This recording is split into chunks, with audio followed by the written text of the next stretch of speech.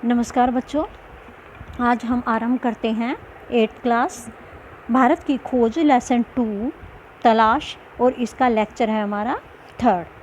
हम संक्षिप्त में यह पाठ पढ़ रहे हैं। तो देखिए इसके बाद क्या है। भारत की विविधता और एकता। भारत की विविधता यानी भारत में विविधता भी है, यानी अनेकता भी दिखाई देती है और उसके अंदर एकता भी है। वो किस प्रकार से है, देखिए। भारत की विविधता स्पष्ट रूप से देखी जा सकती है। उत्तर पश्चिमी क्षेत्रों के पठान और सुदूर दक्षिण तमिलों में बहुत असमानता है।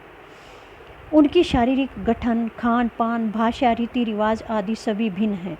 फिर भी दोनों पर भारत की छाप एक जैसी है। विविधता कैसे है? लोगों के शरीर की बनावट, खान पान, कहीं तो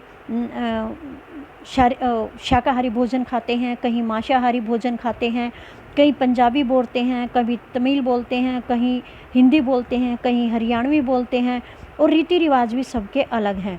लेकिन ये सब कुछ अलग होते हुए भी क्या है, एक भारत की छाप एक जैसी है कि भारत के निवासी हैं।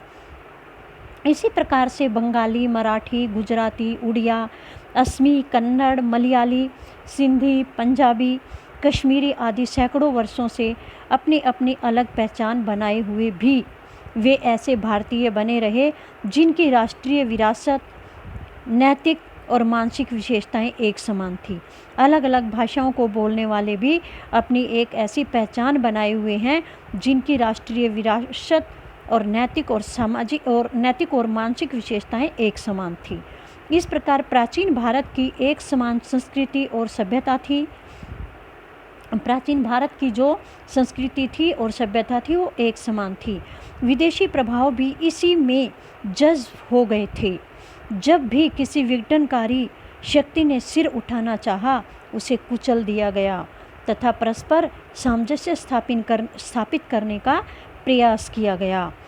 इस प्रकार भारत में प्राचीन काल से ही भारत को अखंड माना गया तथा इसी के अंतर्गत विभिन्न विचारों को मान्यता देते हुए विविधता को स्वीकार किया गया, परंतु देश की अखंडता को बनाए रखा गया।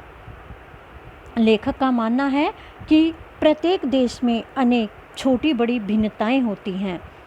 भिन्नताएं समझते हो ना, अलग अलगपन, परंतु समग्र रूप से वह एक देश होता है। देश में भिन्नताएं तो होती हैं लेकिन वह होता एक देश है। दो अलग अलग देशों की सीमांत क्षेत्रों में यह भिन्नता बहुत कम दिखाई देती है। प्राचीन और मध्य युग में सामंती, धार्मिक तथा जातीय संबंधों का महत्व अधिक था। लेखक मानता है कि भारतवासी किसी अन्य देश में जाकर अपने देश के दूसरे हिस्से में जाने की अपेक्षा अधिक अजनबीपन अनुभव करता था। भारतवासी क्या है, एक अन्य देश में जाकर अपने देश से दूसरे हिस्से में जाने की बात को लेकर एक अजनबीपन महसूस करते हैं। आधुनिक युग में राष्ट्रीयतावाद का विचार बहुत विकसित हो गया है, इसलिए विदेशों में रहने वाले भारतीय अपना धर्म, जाति, संप्रदाय आदि भुलाकर भारतीय बनकर ही रहते हैं। जो भारत के लोग हैं विदेशों में जाकर रहते हैं, वहाँ जाकर भी अपने धर्म, जाति, संप्रदाय आदि भुलाकर भारतीय बनकर ही वहाँ पर रहते हैं। प्रत्येक व्यक्ति के मन में अपनी मातृभूमि की अलग अलग कल्पना होती है। चाहे हम कहीं चले जाएं, किसी भी देश में चले जाएं, लेकिन अपने देश, अपने राज्य, अपने गांव, अपने शहर, अपने घर के प्रति प्यार, प्रेम अलग ही होता है। लेखक के अनुसार उसके मन में मातृभूमि की तस्वीर इस प्रकार बनी है जिसमें दूर दूर तक फैले मैदान, छोटे छोटे गांव, कस्बे, शहर, वर्षा में भीगी तपती धरती, लहलहाते खेत, विशाल नदियाँ, खैबर पात, भारत का दक्षिणी किनारा, हिमालय के बर्फ से ढके शिखर, वसंत में कश्मीर में खिले फूल, पर्वतों से झरते झरने आदि समा जाते हैं। चाहे कहीं भी व्यक्ति चला जाए, अपने देश की ये चीज़ें वो नहीं भूल सकता। उसके दिल में ये चीज़ें सारी समाई हुई होती हैं, आँखों के सामने एक फिल्म के रूप में घूमती रहती हैं। ये हमारे देश की पहचान है। जन संस्कृति अब जन संस्कृति के बारे में क्या बताया है यहाँ पर लेखक ने? लेखक भारतीय जनता की गतिशीलता से प्रभावित था। उसे भारतीय जनता के जीवन में सर्वत्र सांस्कृतिक परिवेश दिखाई देता था। इसमें लोक प्रचलित परंपराओं, इतिहास, कथाओं, दर्शन आदि का मिला जुला रूप दिखाई देता था। भारत के प्राचीन महाकाव्य रामायण और महाभारत तथा अन्य ग्रंथ जनता में बहुत प्रसिद्ध थे। हमारे लोग, जो भारत के लोग हैं, उनके अंदर प्राचीन महाकाव्यों को लेकर के बहुत आस्था है, धार्मिक स्थलों को लेकर के बहुत आस्था है, प्राचीन ग्रंथों को बड़ा पढ़ते हैं और भारत की संस्कृति के बारे में जानते हैं। तो इनसे प्रेरणा प्राप्त करके वे मर्यादित जीवन जीते हैं। जैसे रामायण है, महाभारत है, गीता आदि हैं, इनसे वे बहुत अधिक प्रेरणा लेकर के मर्यादित जीवन जीते हैं। आपसी बातचीत में वे इन ग्रंथों के उदाहरण प्रस्तुत करते हैं। जैसे अब इस लॉकडाउन के समय में आप रामायण भी देखते होंगे, महाभारत भी देखते होंगे, तो वहाँ से आपको अनेक उदाहरण भी मिलते हैं, शिक्षाप्रद उदाहरण मिलते हैं। तो हमारे भारत के लोग इन्हीं उदाहरणों को हम जैसे लोगों के सामने, बच्चों के सामने प्रस्तुत करते हैं। उनकी सरल सीधी बातचीत में भी साहित्यिकता होती थी।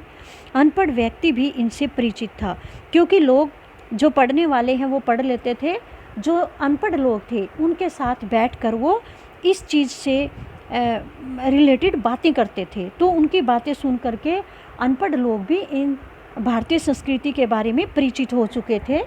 लोग अत्यंत सरल तथा सहज रूप से जीवन व्यतीत करते थे। मनोहर पुरुष तथा सुंदर स्त्री को देखकर लेखक आश्चर्यचकित हो जाता था कि अनेक मुसीबतें उठाकर भी इनका आकर्षण कैसे बचा रहा। यानी जो पुरुष थे वो भी बहुत ही मनोहर थे, स्त्रियां थी वो भी बहुत ही मनोहर थे, और वो इतना सारा काम करते थे, इतना सारा काम करके भी पता नहीं उनके अंदर इतना आकर्षण कैसे बचा रहता था। इस बात से लेखक हैरान थे। सर्वत्र चारों ओर गरीबी और उससे उत्पन्न अनेक मुसीबतें फैली हुई थी। अनेक प्रकार की मुसीबतें भी भारत में फैली हुई थी। भ्रष्टाचार का बोलबाला होने के कारण अभाव और असुरक्षा की स्थिति थी। भ्रष्टाचार भी था और असुरक्षा भी थी, फिर भी लोग अपना साधारण तरीके से जीवन जी रहे थे। लेखक को यह सब देखना अच्छा नहीं लगता था, परंतु उस समय भारत की वास्तविकता यही थी। यह सब लोग परिस्थितियों के अनुरूप स्वयं को ढाल रहे थे। यानी जैसे भी उनके सामने परिस्थितियां आ रही थी, परिस्थितियों के अनुसार अपने को ढाल करके आराम से अपना जीवन जीते थे। वर्षों की सांस्कृतिक विरासत उन्हें अभी भी विनम्र और सज्जन बनाए हुए थी। जो सांस्कृतिक विरासत थी उन्हें, उन लोगों को अभी भी विनम्र बनाए हुए थी, दयालु बनाए हुए थी, सज्जन बनाए हुए थी। अब आपका पाठ हुआ समाप्त। अब इसके बाद मैं आपके पास कुछ प्रश्न भेजूंगी, उनके उत्तर आपको बनाने की कोशिश करनी है। बाद में मैं उनके आंसर की भेजूंगी, तो आपको फिर नोटबुक में फिर वे आंसर लिखने हैं और लर्न करने हैं। धन्यवाद।